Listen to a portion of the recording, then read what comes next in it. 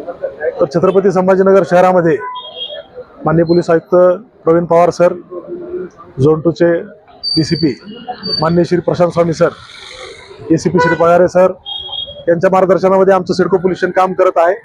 आणि जो हा 307चा म्हणजे 109 BNS चा जो गुन्हा आहे अटेम्प्ट टू मर्डर, त्या अनुषंगाने सक्त कारवाई करण्यात आली आहे। आरोपी अटक करण्यात आले आहेत। इतरही काही आरोपींचा शोध सुरू आहे। तात्काळ आम्ही त्यांना अटक करू आणि योग्य ती कडक कायदेशीर कारवाई करू।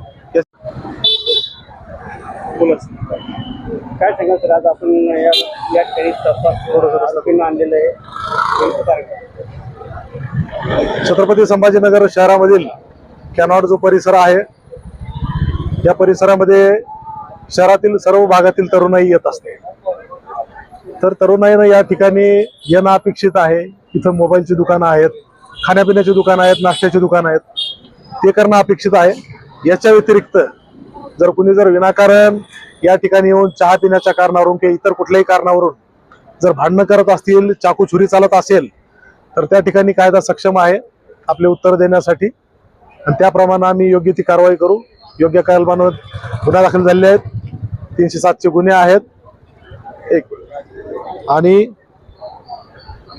त्या अंतर्गत आरोपितांना अटक करण्यात आली आहे। बाकी काही आरोपी आहेत, सर्व शाळकरी कॉलेजचे मुलं आहेत, शाळकरी नाही आहेत, कॉलेजचे मुलं आहेत किंवा इतर काही टुकार आहेत, रेकॉर्डवरचे काही क्रिमिनल्स आहेत अशा प्रकारचे। तर या सर्वांना धडा देण्यासाठी छत्रपती संभाजीनगर पोलीस सक्षम आहे। कुठल्याही प्रकारे कुणी कायदा हातात घेण्याचा प्रयत्न करू नये। काही छोटे मोठे वादविवाद प्रत्येक ठिकाणी होत असतात, घराघरात देखील वाद होत असतात, पण याचा अर्थ हा नाही की कायदा कुणी हातात घ्यावा। पोलीस स्टेशन आहे, तक्रारी द्याव्यात, त्यावर योग्य ती कायदेशीर कारवाई होईल।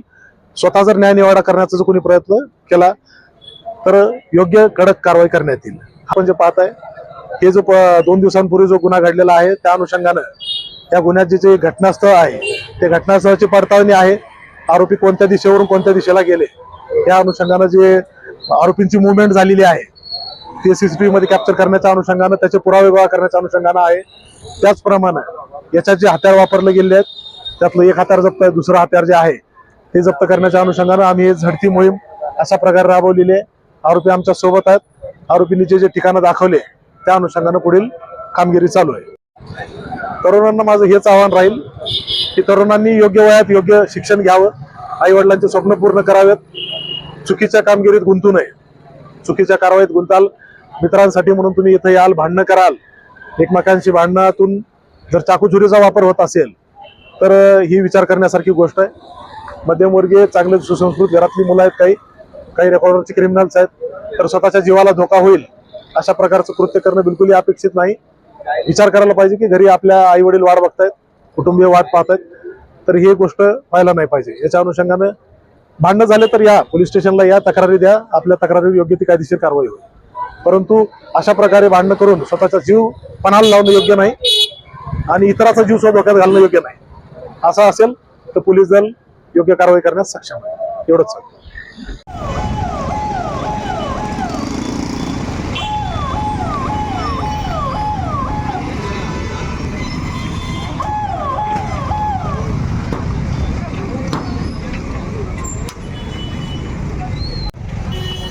लक्षात घ्या। आता हे जे तुमच्या समोर जे हा जो प्रकार जो आहे, तरी कॅनॉट जे आपल्या शहरातले नामांकित एक बाजारपेठ आहे, ज्या ठिकाणी लोक नाश्त्यासाठी येतात, चहासाठी येतात। तर सर्वांना एकच विनंती आहे की चहा नाश्त्याचा आपण आनंद घ्यावा, आस्वाद घ्यावा। एवढे व्यापारी वर्ग आहेत, सर्व कायद्याचं पालन करणारी मंडळी आहेत, परंतु या ठिकाणी येऊन जर कोणी जर कायदा बिघडवायचा जर प्रयत्न करत असेल तर आम्ही सक्षम आहोत। तर कृपा करून चहा पाणी घ्या, इथल्या मार्केटमधून वस्तू घ्या, लाभ घ्या, परंतु कुठल्याही प्रकारे आगाऊपणा करून स्वतःच्या घरच्यांना अडचण होईल, स्वतःला कुठल्या कायदेशीर गोष्टींचा सामना करावा लागेल, या गोष्टींपासून दूर राहा आणि आपलं स्वतःचं करिअर बघा। मोस्टली तुम्ही सगळे तरुण मंडळी आहे, बरोबर?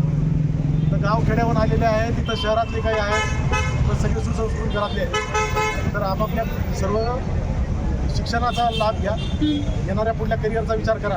एक गुन्हा दाखल झाला तर आयुष्यात पुढे नोकरी मिळत नाही, 4-5 वर्ष कमी कमी कोर्टाच्या चक्रा माराव्या लागतात। या अनुषंगानं स्वतःची काळजी घ्या, स्वतःच्या करिअरचा विचार करा, आई वडिलांचा विचार करा, चुकीच्या कृत्यात गुंतू नका।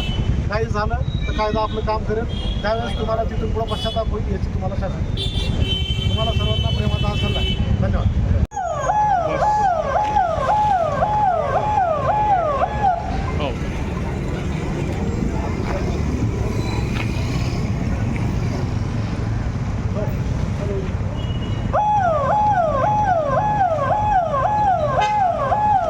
बाइट घेऊन जाते बस यहाँ पे मेन बाइट ले लिया